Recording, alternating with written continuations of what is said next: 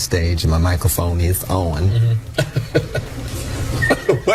What? He didn't throw tantrums. He didn't throw shade. Prince just stared, then played. And once he made up his mind, you felt it like a spotlight. Silent, purple, final. The disenfranchised and the uneducated. So, for 4 decades, Prince built an empire of sound, shifting genres, bending gender, breaking the rules by inventing his own. But underneath all that genius, there was something sharper, something colder. His radar for the fake, the band that didn't groove right, the voice that lacked soul, the performance that sounded more like branding than art. He didn't reject noise, he rejected imitation. Purple Rain, Sign of the Times, 1999, Love Sexy.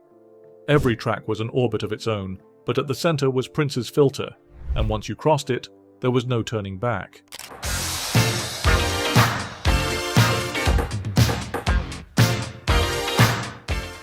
And when someone failed that filter, he didn't yell, he didn't post, he just erased them like they'd never mattered in the first place. that particular sound, that sound of the people, to voice our concerns in those areas is gone now. He worked with legends, inspired millions, but a few names never made the cut, or worse, made it onto his do not mention list. These are the 5 bands Prince couldn't stand, whether they disrespected the art, the legacy, or just dared to cover his music the wrong way. And the silence he gave them, that was the loudest part. Number 1, Red Hot Chili Peppers. Some bands play funk, Prince lived it. But when he looked at the Red Hot Chili Peppers, he didn't see peers, he saw a parody. They weren't enemies, they weren't rivals. They were something worse, a version of funk that Prince believed had lost its soul. The Peppers were everywhere in the 90s and 2000s, shirtless, explosive, stadium packing. And they built it all on slap bass, psychedelic guitars, and unfiltered chaos. But to Prince, chaos wasn't funk. Chaos was noise. Their paths crossed often, festivals, charts, even mutual label execs, but the silence between them was never broken. Prince didn't mention them, didn't nod, didn't quote, because for him, funk was sacred. And the Chili Peppers, they were playing with holy fire. They scream over the funk, I whisper with it. He never said it to a camera, he didn't tweet it, but people close to him heard it often enough. Funk, to Prince, was not just about groove, it was about control. And watching Flea thump bass like a jackhammer while Kiedis jumped barefoot across the stage, it broke that spell. There's an unconfirmed story from a Warner showcase in 2002. The Peppers were fresh off By the Way, the room was packed with execs, and Prince was invited to a private after-party. He didn't even look up. I don't party with impersonations. It wasn't meant as cruelty, it was code. Prince believed some artists made funk for dancing, and some made it for summoning. The Peppers, to him, had energy, but no mystery, swagger, but no ghost. It was funk without the haunt. Even when their worlds collided, like at the Rock and Roll Hall of Fame or the Grammy circuit, he avoided overlap, never took a photo, never stood nearby. And when they were mentioned in interviews, he'd pivot like they didn't exist.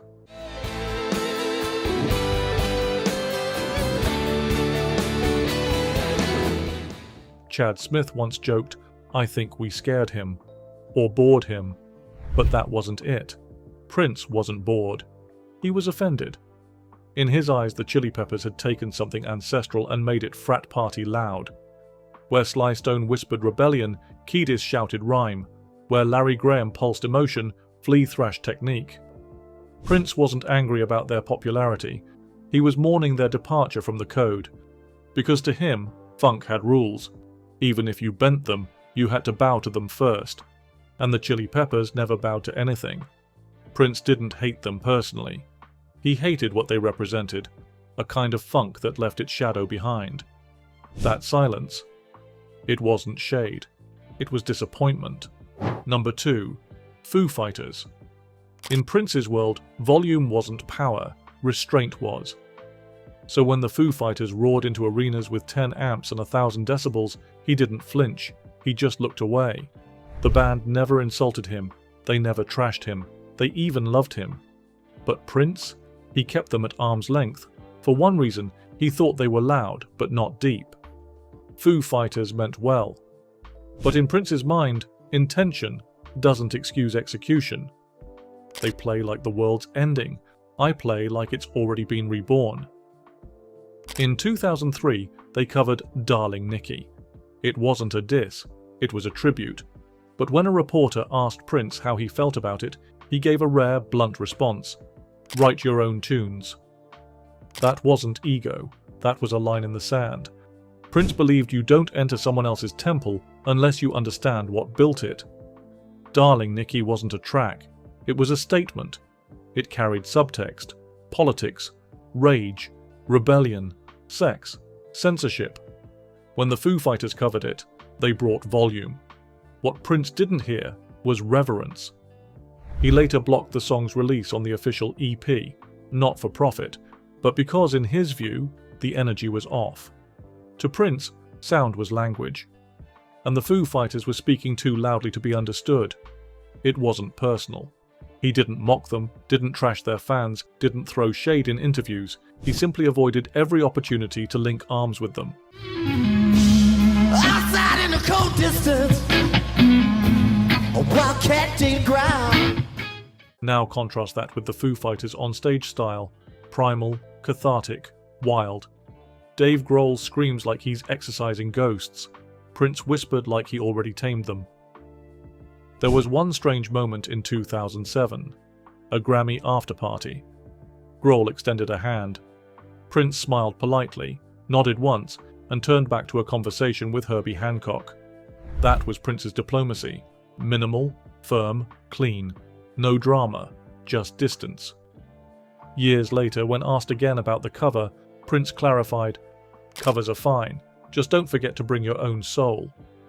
To him, Foo Fighters were craftsmen, not prophets, and he never disrespected craft. But Prince was always searching for something else, the undercurrent, the unsaid. Grohl once said Prince was one of his heroes, but for Prince, admiration meant nothing without alignment. He didn't want worship, he wanted vision, and he didn't hear it in their sound. The Foo Fighters filled stadiums, Prince filled silences, and sometimes the bigger the sound, the less he felt. That was his problem with them. They played like fire. He played like thunder. Number 3, Maroon 5. Prince didn't mind pop, he minded pretense. And to him, Maroon 5 was all polish, no pulse. In interviews, he never named them directly. But insiders, studio engineers, sound techs, even former bandmates, say their name came up more than once, and never with a smile. They make music you can't mess up. That's the problem. Prince was obsessed with risk. He'd scrap an entire album because one note didn't breathe right. Maroon 5, in his eyes, made music that never risked anything. Their melodies were engineered for radio, their hooks repeated like pre-programmed loops, and their lyrics too safe, too clean, too designed for the algorithm. He once told Questlove off the record, "I don't trust songs that don't bleed." And bleeding wasn't what Maroon 5 did. Their 2000s breakout, Songs About Jane, wasn't bad to Prince. In fact, he admired the ambition. But over time, the edge wore off, the funk got watered down, and the groove, his sacred territory, became background wallpaper. To Prince, that was a betrayal of the very essence of soul.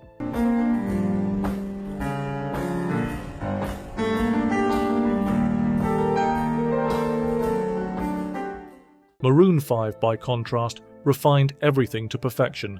No sharp edges, no weird transitions, just sleek choruses and glossy finishes. And Prince didn't hear truth in that. In 2011, the band reached out quietly. They wanted to sample one of his older tracks.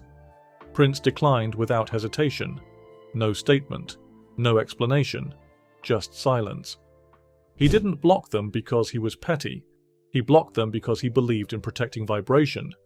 To him, the groove wasn't a gimmick, it was a language. And Maroon 5? He thought they spoke it like tourists. There's a story from a studio session in 2014. Prince was listening to some Billboard hits on shuffle When Sugar came on, he sat for 10 seconds, then pressed skip, then unplugged the speaker. He didn't say a word, but he didn't have to. If you don't have funk in your bones, don't fake it in your bass line. That was the core issue. Prince felt their funk wasn't inherited, it was costume. Their soul wasn't lived, it was branded. And nothing made him back away faster than manufactured cool. Maroon 5 kept climbing charts. Prince kept climbing inside sound. Two artists in two different worlds, one chasing appeal, the other chasing ascension. He didn't hate them personally, but he didn't hear the ache that tells you a song was written at 3 a.m. and not for a TikTok. He wanted grit, they gave him gloss, and for Prince, that was enough. Number 4, the Rolling Stones. You'd think Prince would have worshipped them. Dirty blues, swagger, decades of dominance. The Rolling Stones were the very image of what most artists dreamed of becoming. But Prince? He didn't see gods. He saw noise, and he made that clear, publicly. Once. It was 1981. Prince opened for the Rolling Stones in LA. He walked on stage wearing heels, thigh-high leg warmers, and a trench coat over bikini briefs. Within minutes, the crowd was booing, hurling bottles, shouting slurs. They hated him. He walked off mid-set, then returned 2 days later. Same reaction, same hate. And that was it. Prince never opened for anyone again. I wasn't there to warm them up, I was there to wake them up. But that wasn't just a bad night. For Prince, it was a moment of clarity. The Stones crowd didn't want evolution, they wanted familiar fire, grit without growth, sweat without spirit. And Prince, who evolved with every album, every outfit, every breath, saw it for what it was. Nostalgia in leather pants. Backstage, Jagger reportedly tried to smooth it over. He respected Prince's art, even if his fans didn't. But Prince didn't forget the crowd, or the sound of 90,000 people booing originality. Legacy's just repetition with better PR. Prince didn't hate the band, he hated the culture they came to represent. To him, the Stones stopped chasing the edge. They started licensing it. They built a brand on rebellion, then sold it in stadiums, in soda commercials, in t-shirts. And while their riffs still hit, their risk had vanished. Prince, who dropped entire albums when they didn't feel alive enough, couldn't respect that.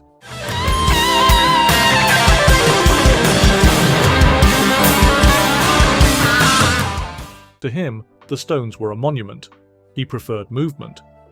There's a quiet story from a rehearsal in 2006.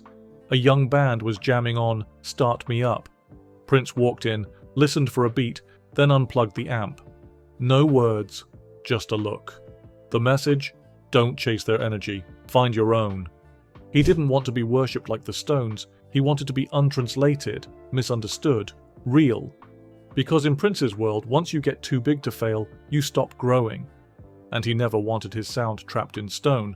So yes, he respected their grind, but he resented their myth. And that night in 1981, he left the stage knowing something they never had to learn. Evolution is louder than applause. Number 5. The time. This one cuts deeper. Because Prince didn't just work with the time, he created them. He wrote their songs, played most of their instruments, gave them their image, their sound, even their swagger. The Time was Prince's experiment in split personality. One side of him bathed in purple mysticism, the other, funk, raw, loud and grinning. And for a while, it worked. But then, it backfired. They were supposed to be a mirror, but mirrors start asking questions. At first, Prince stayed behind the curtain. Morris Day was the face, Prince was the architect. But as the Time got big, touring with Prince, stealing scenes in Purple Rain, something changed. The crowd started cheering louder for them. Prince noticed. By 1983, tension was spilling off stage. The Time wanted creative control. Prince didn't trust them to have it. He'd built them to be performers, not writers, not producers. And when they asked for more, he shut the door. There was the infamous food fight backstage at the 1999 tour. What started as a joke, throwing a cupcake, turned into an all-out brawl. Pies, mustard, fists. Prince stood on a table and shouted, You want control? Then earn it in the studio. The Time got sidelined after that. Some were fired, others left. The band splintered, and Prince kept their masters locked. Even when they reunited years later, under different names like the original Seven Ven, they weren't allowed to use The Time. Prince owned it, legally, emotionally, completely.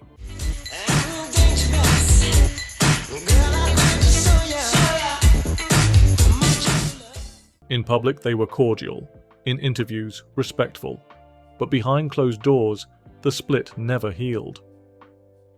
Prince saw The Time as a project that challenged him, not musically, but politically. They demanded autonomy, he demanded obedience, and the betrayal wasn't in the fight, it was in the success. Because when The Time proved they could groove without him, Prince didn't applaud, he recoiled. He believed funk wasn't just about performance, it was discipline, structure, intuition, and he didn't think The Time could carry that without his hand, but they did. And that's what hurt, not because they failed, but because they didn't. The Time was born in Prince's shadow, and when they tried to leave it, he turned off the lights. This wasn't hatred in the traditional sense, it was something sharper: disappointment, possession, love rewritten as resentment. He didn't blacklist them, but he buried the name. Because to Prince, The Time wasn't just a band that got away, they were the one he made too well. Prince didn't cancel, he didn't tweet, he just vanished. If your music didn't move him, spiritually, rhythmically, viscerally, you were gone. No feud, no quote, just silence like a velvet door. And for these 5 bands, that silence was the verdict. He wasn't angry, he was allergic. To imitation, to noise, to art with no ache. They weren't bad, they just weren't true. Not to him. Drop a comment, like, subscribe, and if you're feeling bold, join the channel as a member for early access and exclusive deep dives. Because in Prince's world, you don't need to be loud to be unforgettable.